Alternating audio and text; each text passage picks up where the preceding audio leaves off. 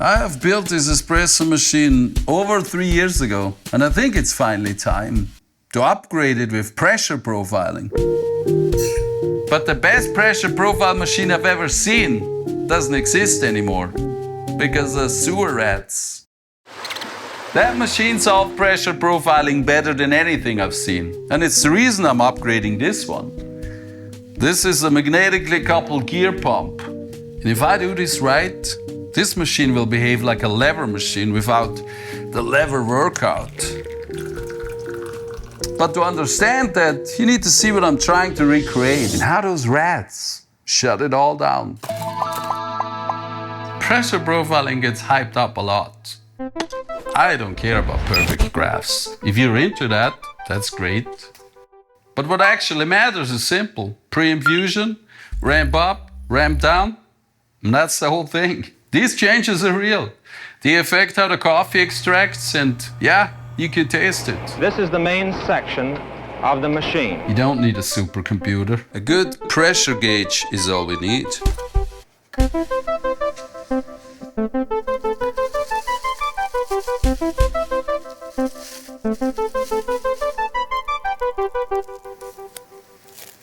The thing is, the best way to do this was solved a long time ago. Lever machines. They naturally create their pressure profile, but they're inconsistent, and using one at 6 in the morning feels like a workout. And if you're the owner of a La Pavoni, you know it's true. The question is, can I create that same pressure profile without the lever? There are a few modern approaches to pressure profiling. Some use vibration pumps with frequency control. They work, but they're loud. Some use flow restriction. It's clever, but indirect. And then there was this machine. Years ago in Switzerland, I came across the best pressure profiling system I've ever seen. It was purely mechanical, incredibly precise. And now, it's gone. It had 2 brewing cylinders. Let me do a quick animation to show you how that thing worked.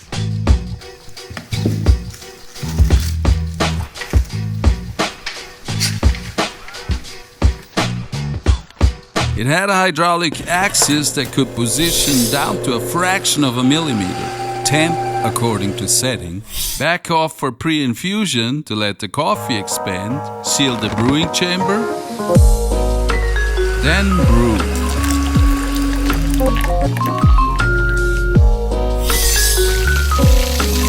But the real magic was the pump. It didn't use a normal pump. It used a bladder system. Oil pushes water, water pushes coffee. It's incredibly similar to a real lever machine because the mechanics are conceptually identical. That's basically a perfect lever machine without the lever. These machines ran in high-volume locations, thousands of shots a day.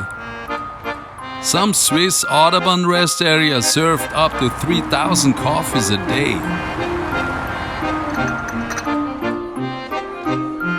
But they had one issue. If the bladder failed, you get hydraulic oil in your espresso. Ew! Hey, is that oil in my coffee? Not great. But that's not what killed it. After every single shot, it flushed the coffee grounds into the wastewater system. Sounds like a great idea, right? Until you realize that's basically a buffet for the sewer rats. And for that reason, just like garbage disposals, it's outlawed in Europe. Well, it turns out they don't like well-fed, hyperactive rats running around in Switzerland. And just like that, the machine disappeared. I'm not building a hydraulic system, but I am stealing what mattered: smooth force, controlled pressure, and mechanical behavior. And that's where this comes in. With extremely tight gear tolerances, this variable speed pump might be the closest thing to that old hydraulic system, just in a much simpler package.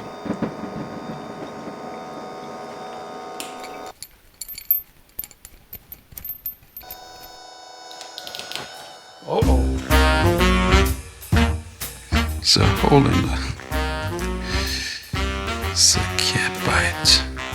In the next video, I'm gonna install this and show you how I create that lever behavior. And if I can pull this off, this might be the closest to a true lever machine without the workout. And if it actually delivers, I'm seriously considering building a small batch of these. If that's something you're interested, leave me a comment, Espresso, so that I know it's not a terrible idea.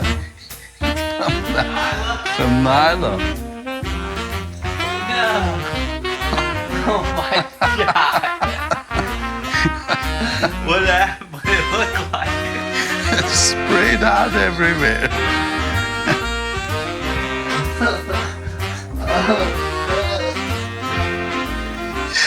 All the way over here.